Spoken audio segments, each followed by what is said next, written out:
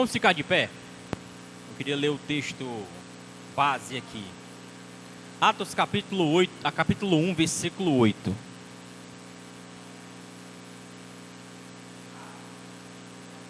Capítulo 1, versículo 8.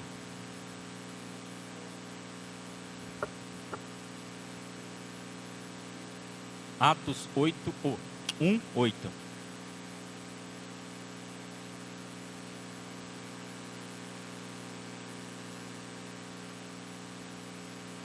Todos acharam? O texto sagrado diz assim: mas recebereis a virtude do Espírito Santo, que há de vir sobre vós, e ser-me-eis testemunhas, tanto em Jerusalém, como em toda a Judéia e Samaria, e até os confins da terra. Até aí, podeis assentar-nos.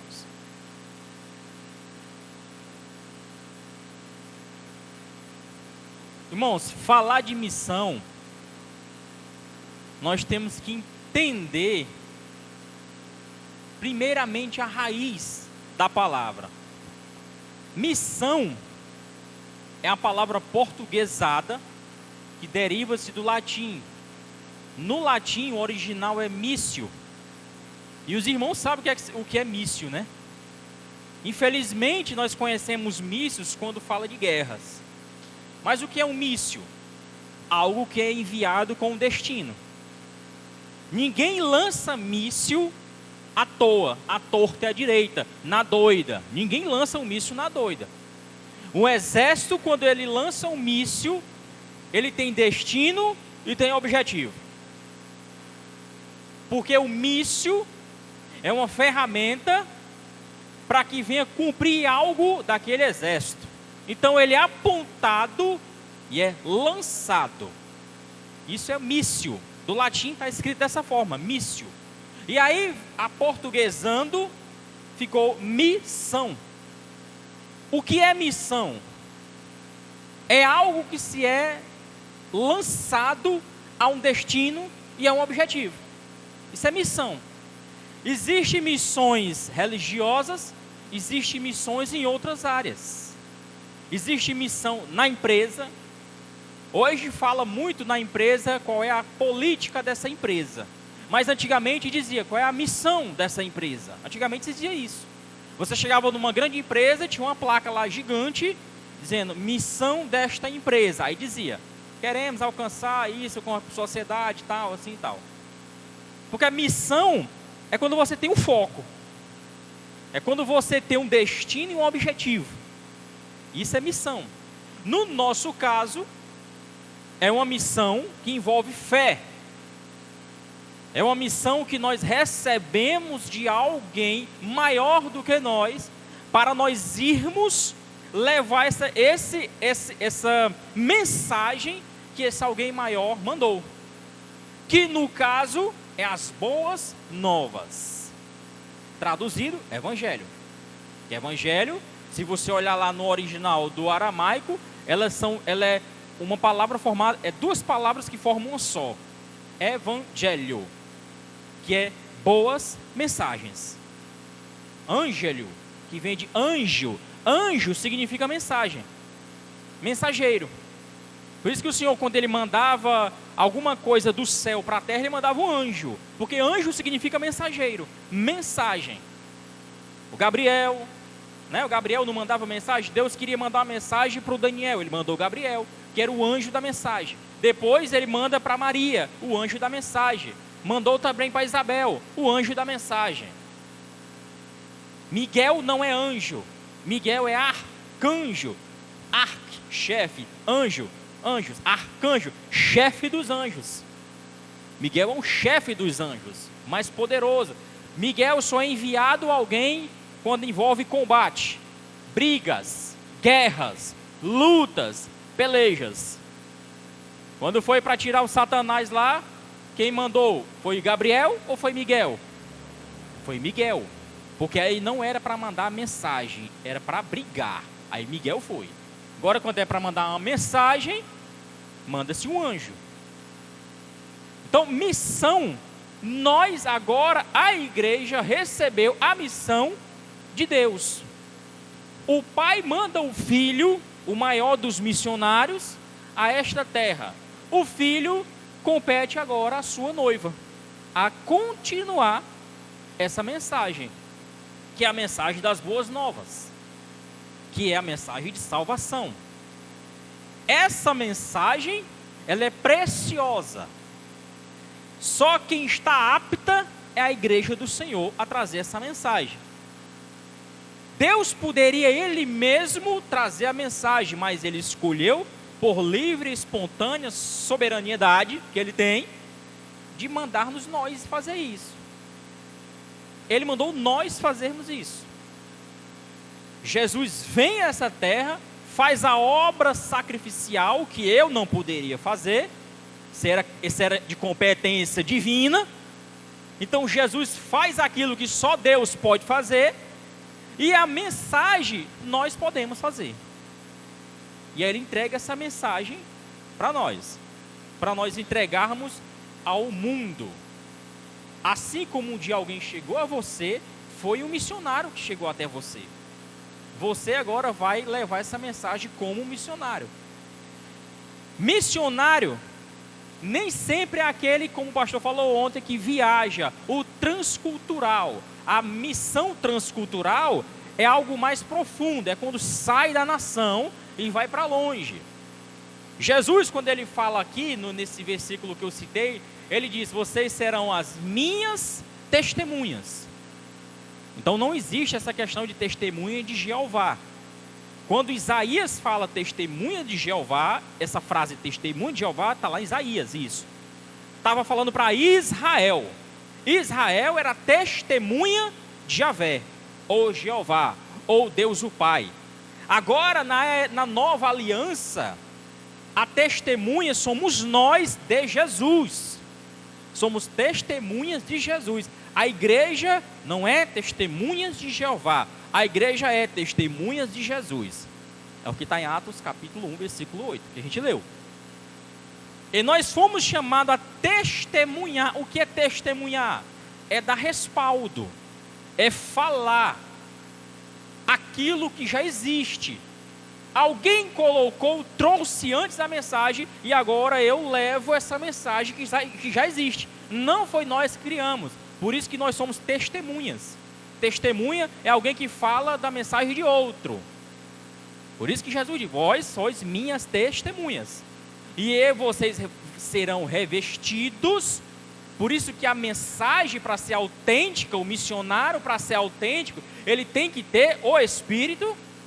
Não é qualquer um que faz a missão. Por isso que só cabe de competência maior à igreja do Senhor fazer a missão.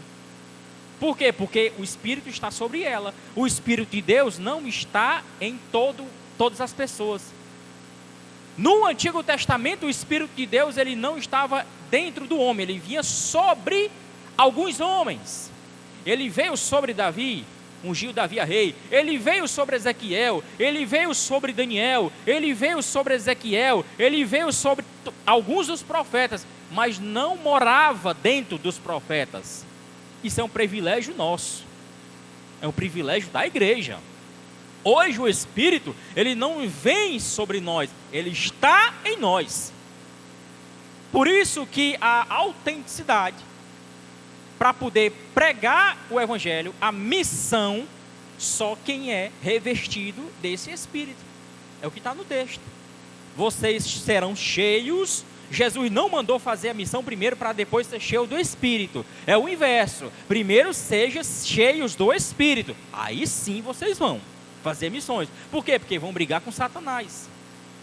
É uma briga direta com os reinos das trevas.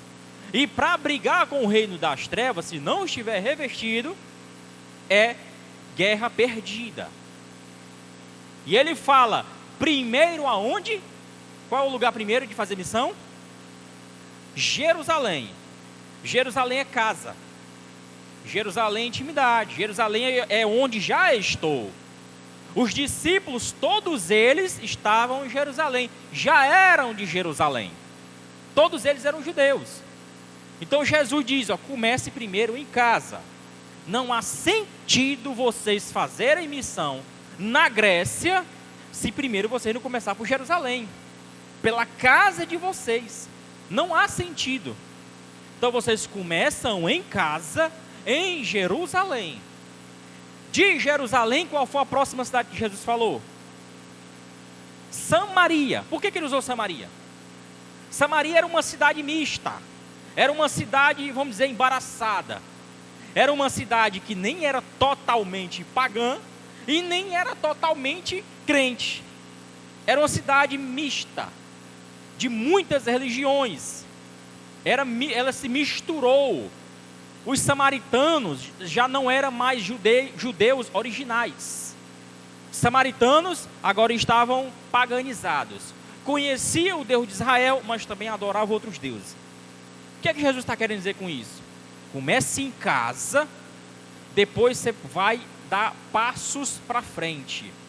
Jesus está pedindo para você não pular etapas. Está dizendo para você andar conforme os seus pés. Você primeiro começa em casa. De acordo com o texto, um simbolismo. Depois de casa é para onde? Para a vizinhança, ou para o trabalho, ou na escola. Mas nas redondezas. Porque Samaria ficava nas redondezas, ficava na parte de cima da nação de Israel.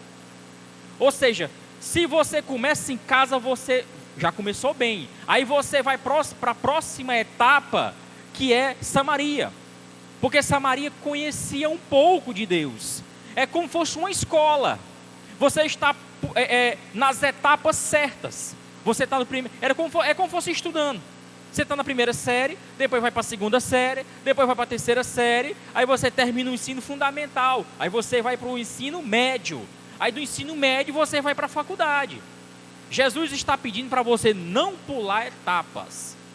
Ele está dizendo que vá conforme as suas forças.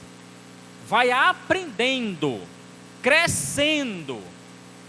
Aí depois de Samaria, ele disse que é para ir para onde? Está no texto. Confins da terra. Aí sim, depois que você faz a obra na sua casa, porque o primeiro objetivo do crente é sua casa. Não adianta ele sair daqui para ir para o Pentecoste, para ir para o Canindé, para ir para o sei lá qual interior, se na sua casa ele não fala, nem vive Jesus. Tem que viver Jesus, pregar Jesus, amar como Jesus, andar igual a Jesus dentro de casa. Depois ele vai para as vizinhanças. Os vizinhos de vocês sabem que vocês são crentes? Qual é a pergunta que eu faço? Todos os vizinhos sabem que você é crente? Do trabalho de vocês, sabe que você é crente lá no trabalho de vocês? Para os mais novos, para quem estuda, dentro da escola, sabe que vocês são crentes no colégio? Quem faz curso, chega no curso, aí os irmãos, é como se o questão de ser crente, ele tira, bota dentro de uma caixa. Quando eu chego na faculdade, eu chego no curso, eu tiro, coloco toda a minha bagagem de gospel, coloco numa caixa, guardo. Agora não, agora eu sou igual aos demais. Aqui eu brinco, aqui eu faço o que não é para fazer, aqui eu tiro brincadeiras que eu não brinco, não é para brincar, aqui eu falo palavras torpes, aqui eu sou outra pessoa. Por quê? Porque o meu equipamento gospel está guardado numa caixa. Aí quando bate o sino para terminar o curso, terminar o colégio, terminar a faculdade, terminar o trabalho, aí eu visto a minha roupa de gospel de novo. Agora eu voltei a ser crente. E aí vou para casa. Lá em casa eu sou crente, na igreja eu sou crente, mas no trabalho eu tiro a roupa do gospel e viro igual aos demais. Mas não é isso que Jesus está falando. Nós temos que ser no total. Eu tenho que viver Cristo. Paulo fala, temos que adquirir o caráter de Cristo. O que é um caráter? O caráter é o que molda o ser humano. Tem gente de mau caráter, tem gente de bom caráter, mas todo mundo tem caráter. Tem gente que diz, seu sem caráter. Não existe gente sem caráter. Existe gente de caráter ruim. O nosso nem é o do fulano, nem é o do cicrano, é o de Jesus. O nosso caráter tem que ser moldado ao de Jesus. Por quê? Porque eu sou noiva. A noiva se parece com o noivo. Para um casal dar certo, eles, tudo bem que tem as suas diferenças, mas na maior parte eles têm que ser semelhantes. Porque senão não vai dar certo. Eles têm que ser semelhantes, aí o negócio vai andar. A pessoa, um casal, um para um lado e outro para o outro, os gostos totalmente diferentes. Nós, quando aceitamos a Jesus, o Espírito de Deus que agora habita em mim, não está sobre mim, ele está em mim. Ele agora está me moldando a me parecer com Jesus, para que essa missão que eu vou fazer venha a ser feita com eficácia. Então, começamos em Jerusalém. Depois, partimos para Samaria. Samaria não é tão difícil como os confins da terra. Não é tão fácil como Jerusalém. Mas também não é tão difícil. Você vê que você vai ganhando padrões, você vai galgando crescimentos. Aqui no Brasil, irmãos, olha, nós temos que... Eu sei que muitos até falam, criticam os católicos. Nós temos as nossas críticas aos católicos, porque nossa doutrina é diferente da dos católicos. Mas uma coisa nós temos que reconhecer. Quando a igreja evangélica protestante chegou no Brasil, aqui já se conhecia sobre Jesus. Quando os crentes chegaram aqui, há 200 anos atrás, já tinha 300 anos que o povo dessa nação já conhecia Jesus. Distorcido, meio diferente, mas já conhecia. Então, foi mais fácil para os evangélicos ganharem o Brasil para Cristo, porque já tinham aqui um povo que conhecia sobre Cristo. Era muito mais fácil os crentes virem pregar no Brasil, há 200 anos atrás, como se fosse pregar na China, por exemplo. Porque na China era mais difícil do evangelho ter entrado. Quando os evangélicos chegaram no Brasil, aqui, a igreja presbiteriana e alguns batistas, da Inglaterra, que foram mandados para cá, já tinha católicos. Não era muito mais fácil pregar para esse povo? Já pensou, nós aqui, nós da Ebenezer, chegando aqui no Brasil, os camaradas tudo seminu, que eram os índios, não era muito mais difícil? A pessoa pregar um Cristo totalmente desconhecido para um índio. A pessoa, o Alex, pastor Alex, aqui a igreja se reuniu e vai te mandar, você e a sua esposa, seus filhos tudinho, morar numa nação chamada Brasil. Só tem um problema, lá tem canibais, tem canibais, índios altamente brigões, tem a religião dele, você vai ter que pregar Jesus para ele. Aí o Alex chegando lá, eu quero aqui falar sobre Jesus. Aos índios, cadê o idioma? Ele falando português e os índios falando em tupi-guarani. Aí como é que ele vai entender? Como é que o índio vai receber o evangelho? É mais fácil ele receber uma flechada, como muitos missionários católicos receberam quando chegaram aqui. Você sabia que teve padres que foram devorados por índios? Aqui no Ceará, teve um padre conhecido aí que ele foi devorado por índios, canibais. É no nosso Ceará, na Terra da Luz. Aqui no Ceará, bonito e bom, de sol, de praias. Mas aqui, há 500 anos atrás, era uma selva. Aqui, há 500 anos atrás, não era para brincar, não. Então, o negócio é muito mais... Eu estava vendo com a minha esposa esses dias um documentário sobre uma ilha da Índia, que lá existe a tribo de índio mais primitiva da história. É a tribo mais... Eles vivem como o homem das cavernas. Eles não têm contato com o homem branco. Eles não têm contato com a civilização. Eles vivem como os homens viviam há 10 mil anos atrás. Ainda existe hoje, é numa ilha pequena que pertence à Índia. Fica isolada no mar, ali. Não é esses índios que você vai aqui no Caucaia? Chega aqui no Caucaia e tem um bocado de índio ali, os índios de paletó, de iPhone, né? De Hilux. Uma vez eu vi um índio Hilux. Não, isso é índio mesmo, né? Tem vereador, tem advogado, tudo. Tem, os índios daqui é assim, né? Mas esses índios que eu estou falando dessa ilha, hoje, 2022, eles são totalmente pré-históricos. 2017, foi um missionário lá, crente, foi sozinho para essa ilha, evangelizar os índios. Chegou lá, assim que ele botou o pé na areia, foi logo recebido a flechadas. E mataram ele. E devoraram ele. Agora, 2017, 2018, antes da pandemia. Para você ver que questão de missão é uma coisa séria. Missão transcultural que eu estou fazendo, uma coisa grande. Então, quando os missionários evangélicos chegaram no Brasil, o negócio já estava, o caminho aberto. Já estava o caminho aberto. Já tinha vindo missionários católicos, tinha pregado, o povo já tinha uma noção de quem era Jesus, quem era Deus, quem era o Espírito de Deus. Então, foi mais fácil eles receberem o Evangelho. Então, para você ver como a questão da missão é um negócio sério. Mas missão começa em casa, depois vai para a vizinhança, depois é que sai, depois é que vai para fora. Amém?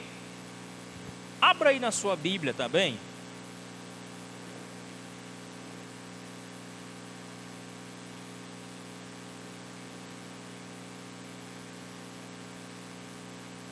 Marcos 16:15, né? Que é aquele texto bem conhecido. Marcos 16:15. Pedi para o presbítero Rafael ler, daí mesmo.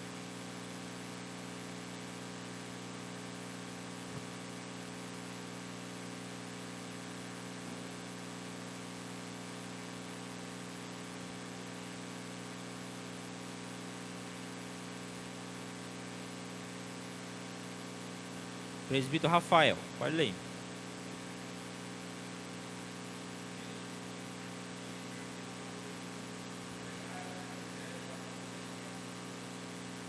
Ide por todo mundo, pregar o evangelho a toda criatura. A diferença da missão da igreja era diferente da missão de Israel. Qual era a missão de Israel? Israel não tinha em sua mente em ganhar o mundo. Israel, ele tinha em sua mente em conquistar a sua nação. Deus falou para Abraão, né? Eu te darei uma terra que mana leite e mel. A terra era a nação. Isso sempre foi a cabeça do judeu. Não, eu só quero a minha nação. Eu só quero a Canaã que foi me prometida. Não quero mais nada, nenhum metro a mais do que me foi prometido. Só quero isso. Essa era a missão dos judeus.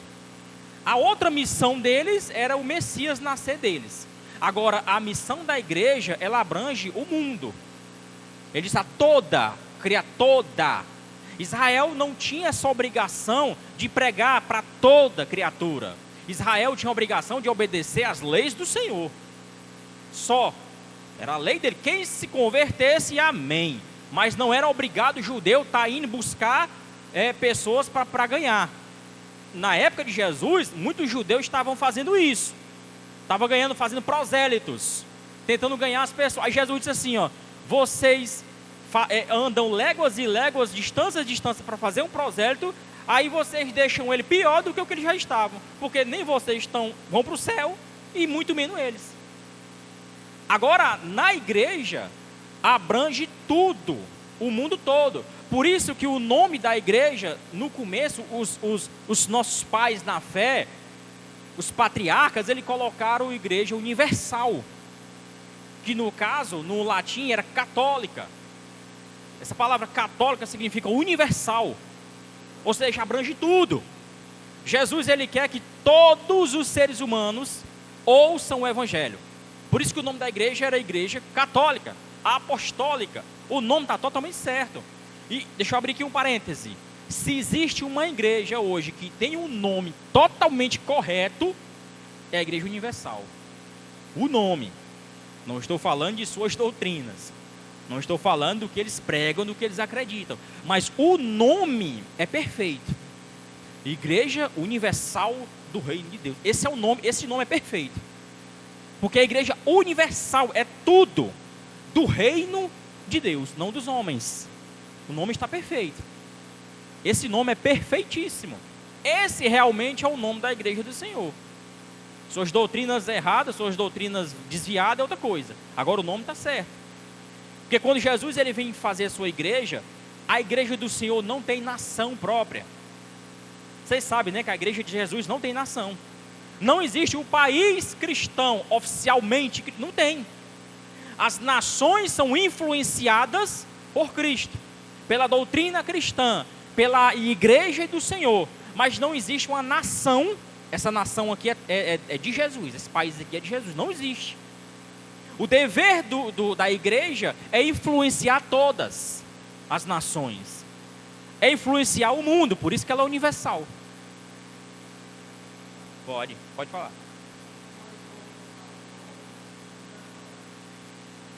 Sim, o nome está correto.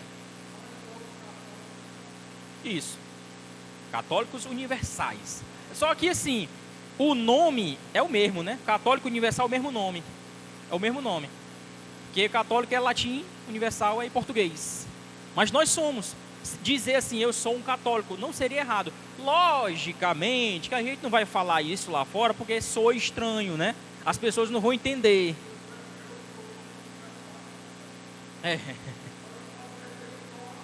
Isso. Que aí soa estranho, né? Fica esquisito. Mas é por causa da cultura. Mas correto está. Só que a gente não vai falar isso com a pessoa. A pessoa pergunta, o que é que você é? Eu sei que sou crente, é muito mais simples, né? Você, não, eu sou crente, sou evangélico, sou protestante. É mais simples, mas falar dessa forma não está errado também. Então, nós fomos chamados a não ter uma nação. Nós fomos chamados a influenciar todas. Isso, irmãos, é revolucionário. Porque só antes do cristianismo, nenhuma religião tinha essa finalidade de ganhar o mundo. Não tinha essa finalidade. Depois veio os muçulmanos.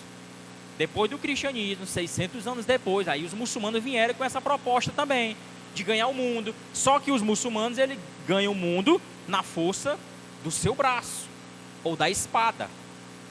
Essa é o que está lá escrito nos livros sagrados deles. O cristianismo não, é só na palavra. O cristianismo não pode levar o evangelho na força. Não é por força nem por violência. É apenas no poder da palavra. Porque a palavra tem poder. Então é só na força da palavra. Se quer, amém. Se não quer, não podemos insistir. Jesus um dia disse assim, ó, não lance pérolas aos porcos, porque eles pisarão em cima. Ou seja, a palavra é a pérola. Ele fala porcos e cães. Ele é bem duro nisso aí. Jesus, ele é amor, mas aqui e acolá ele dá umas palavras duras. Se Jesus falasse o que ele falava na época, nos dias de hoje, ele seria cancelado, né? Hoje não tem essa cultura do cancelamento da internet. Você não pode mais falar uma palavra mais dura. Tudo tem que ser na base da fofura, dos ursinhos carinhosos, né? Hoje é assim, a cultura dos ursinhos carinhosos. Tudo tem que ser lindo, bonito, colorido, perfeito. Jesus não era assim. Ele era amor, mas aqui e acolá ele traz uma palavra pesadíssima. Ele chamou pessoa de cães, ele chamou pessoa de porcos, ele chamou de raça de cobras, porque víbora é cobra. Eu até falei isso aqui uma vez. Tem muita gente que acha que víbora é aqueles calanguinhos da parede, né? Mas não, ali é lagartixa. Aí até falei que ele chama de, não é nem víbora, é bibra, né? Mas o nome é víbora. Víbora significa serpente. Jesus chamou pessoas de serpentes. Ele seria cancelado nos dias de hoje se ele falasse isso. Ele não poderia falar isso. Não, Jesus, o Senhor é amor, o Senhor não pode falar isso, que não pode sair da tua boca, essas palavras muito pesadas, até para o Senhor falar isso, você não pode falar isso, quem manda agora somos nós, os ursinhos carinhosos. Então, para você ver como ele usa, ele diz, pérolas aos porcos e aos cães, ele está fazendo simbologia, ele está dizendo que esses porcos, esses cães, são aqueles que rejeitam veemente a sua palavra, aqueles que negam, que rejeitam, que não querem, porque o evangelho é a pérola que ele está falando. A pérola, ela é muito boa, mas para quem compreende o que é uma pérola. Se eu colocar aqui um diamante na mão do Cassiano, eu tenho certeza que ele não vai jogar no mato. Primeira coisa que ele vai fazer é o quê? Vai guardar. Eu tenho certeza que ele vai fazer de tudo, vai ser a coisa mais segura que vai ter na vida dele, vai ser esse diamante. Vai levar num banco, ele vai guardar, ele vai depois conversar com alguém que entende para ver se compra, se vende. Vai ser a coisa mais segura e preciosa que ele vai ter, porque é algo de muito valor. Agora, quem rejeita, quem não entende, vai pisar em cima, quem não entende. Os porcos, você pode colocar lá coisas preciosas com os porcos, que ele não vai entender. Ele vai passar por cima, vai pisar, riscar dele comer, que ele não entende. Então Jesus, ele está colocando o evangelho como algo preciosíssimo. É diamante, pérolas. Ele fala dessa forma. O que é que Jesus está dizendo com isso? Não adianta esforço, não adianta forçar. Não precisa forçar. Você prega, se a pessoa não quer, amém. Foi o que ele disse com os 70 discípulos, que está lá em Lucas 10. Tem uma mensagem preciosíssima nesse texto aí, porque ele começa o texto dizendo, Lucas 10, ele começa dizendo, eu peguei 70 homens, e aí eu dividi eles em dois, para não ir só, né? Para em dupla. Eles vão até certa cidade e pregam lá. Quando chegar lá, comam o que lhe der, né? Vão em paz, a minha paz eu vos dou. Aí esses discípulos iam. Quando vocês chegar lá, se alguém receber, a minha paz que está em vocês entrarão na casa. Olha para você ver como a igreja tem esse poder também. A minha paz eu dei a vocês e vocês darão a essas pessoas. Essa casa terá paz se receberem vocês. Porque quem recebe vocês, recebem a mim. Quem recebe você, irmãos, está recebendo a Deus, está recebendo a Jesus, está recebendo o Espírito do Senhor. Porque é a igreja. A igreja é a noiva de Cristo aqui na terra. É a coluna da verdade. O texto diz, imagine, coluna da verdade. Hoje o mundo diz que não existe mais verdade. Nós vivemos na pós-verdade. O que é isso? O que é que o mundo está querendo dizer? Não tem mais verdade. A verdade para o Alisson é uma, a verdade para mim é outra. A verdade para a pastora Miriam é uma, a verdade para o Alex é outra. Cada um tem a sua verdade. Não é isso que o reino de Deus ensina. Jesus disse que a verdade existe sim, é só um. E é Ele próprio. Eu sou a verdade. Então, como Ele é a verdade, a sua igreja é a coluna dessa verdade. É o que está escrito no texto, ela é a coluna da verdade. A igreja tem a incumbência, a responsabilidade de levar essa verdade que foi dada a ela. A igreja não vai pregar várias verdades. A igreja vai pregar uma verdade. Aonde você for, você vai pregar uma só verdade. Porque só há uma verdade, só há uma. Então Jesus, ele nos dá essa incumbência de nós pregarmos, levarmos essa pérola para nós entregarmos às pessoas. E aí ele fala, voltando aqui para o Lucas 10, quando ele diz, aí quando vocês, se as pessoas não receberem vocês batam os pés no chão e saiam. Jesus está dizendo, não briguem, não forcem. Isso é muito precioso, eles têm que quererem. Se eles não quiserem, amém, outro vai querer. Aí você vê hoje muitos crentes forçando as pessoas a aceitarem Jesus. Não pode ser forçado. Lembra daquelas pregações, que aqui nunca vi, mas lembra daquelas pregações em que o pastor, ele está aqui pregando, tal, pregador, aí ele olha para a pessoa, venha cá você, venha. Aí a pessoa, não, eu estou aqui, não sei o que, obreiro, pega lá, puxa.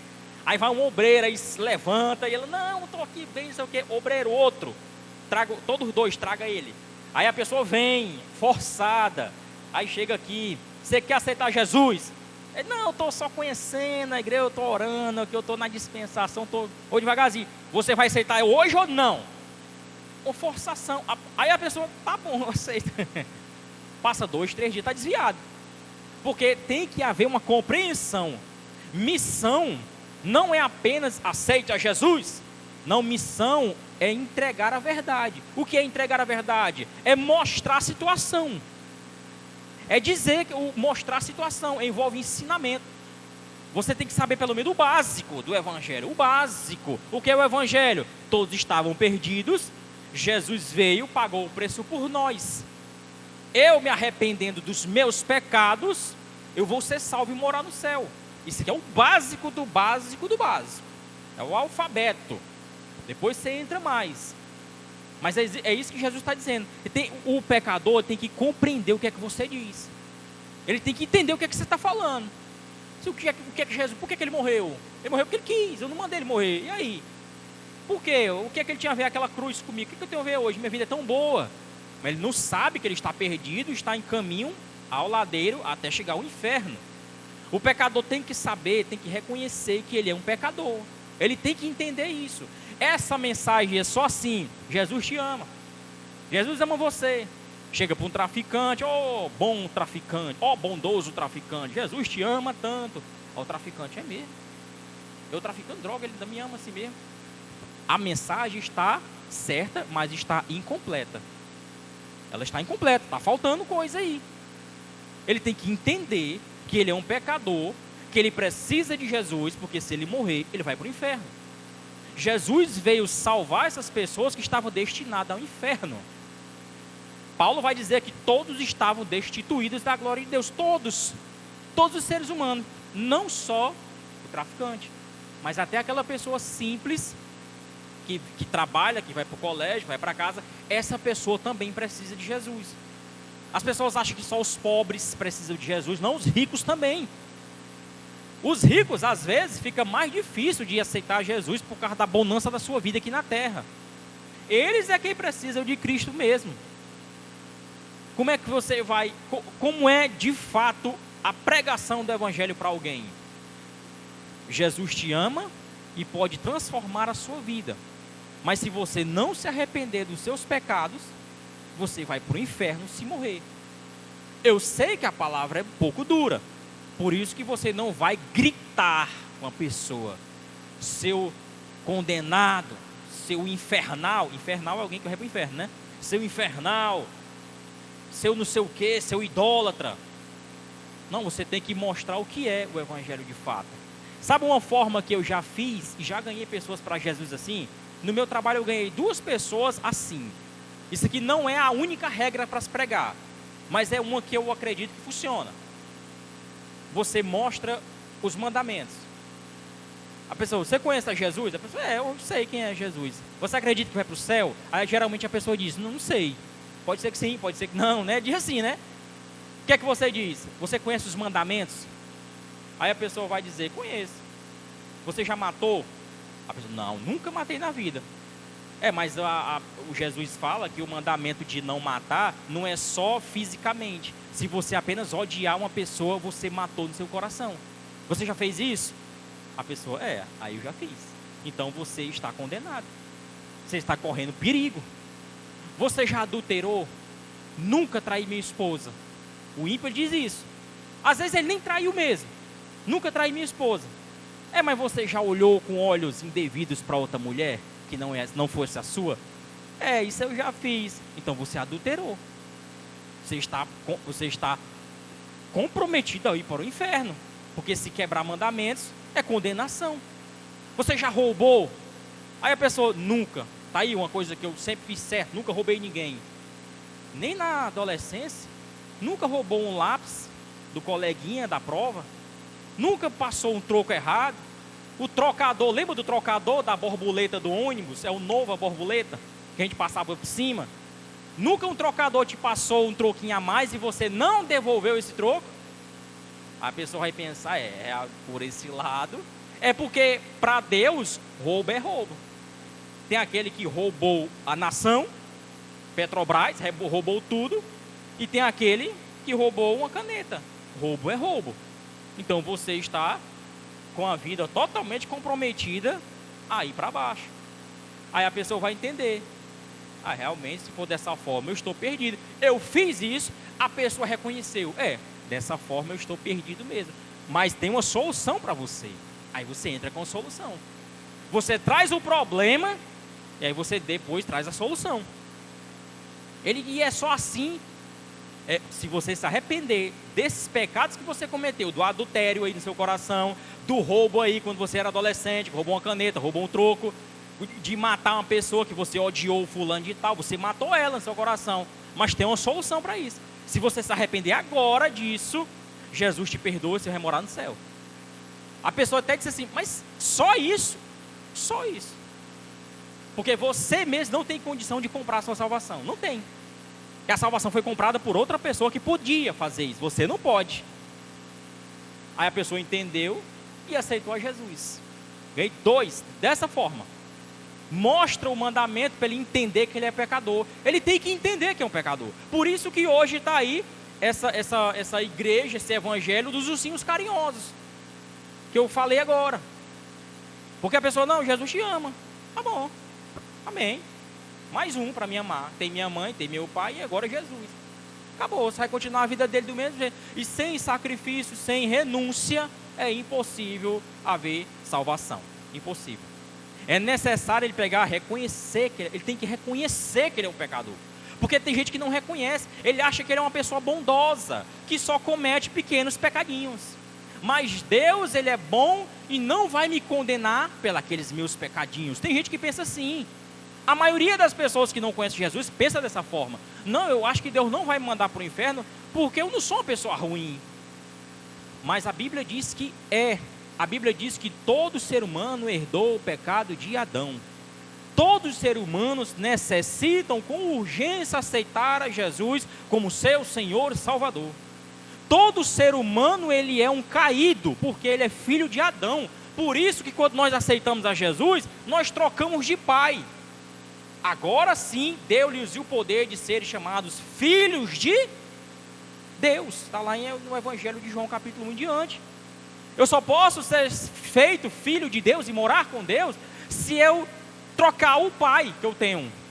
Eu só troco o meu pai se eu aceitar a Jesus como o único e Senhor da minha vida. Aí eu deixo de ser filho de Adão para agora ser filho de Deus. Essa é a pregação que o ímpio tem que escutar. Ele tem que entender o problema que ele está. E aí quando ele entender o problema que ele se encontra, aí você traz a solução, que é Cristo, a solução para o homem caído. É Cristo a solução para o traficante. É Cristo a solução para o adúltero. É Cristo a solução para o assassino. É Cristo a solução para todos eles. E esse dever de levar Cristo, levar essa solução, é nosso. Esse dever é nosso. Talvez tenha um vizinho seu, um companheiro de trabalho, que está precisando de Jesus ali. Você tem a solução na mão, mas você não fala. Você se acoa, você fica envergonhado. Você teria coragem no trânsito, vou dar um exemplo, você teria coragem de, no meio do trânsito, dar um grito para as pessoas para aceitarem a Jesus, de pregar sobre Jesus? Vocês precisam se converter porque Jesus está voltando e Ele é a solução para a vida de vocês. Você teria coragem de fazer isso no trânsito? Muitos de nós não têm essa coragem. Mas se um filho de vocês está andando, correndo no trânsito, você não tem forças para correr até lá e tirar, porque vem um ônibus pesado, mas você tem a voz para gritar: o meu filho está na rua. Vocês fariam ou não fariam isso? Fariam. Vocês gritariam, vocês se esperneariam, vocês se jogariam no chão, chamava atenção para todo mundo fazer isso. O evangelho é mais ou menos isso. Vocês têm que ter amor, nós temos que ter amor pelo ímpio, porque o ímpio está em caminho de ladeira abaixo. Todos eles, nós estávamos assim. E a salvação foi nos dada gratuitamente. Amém?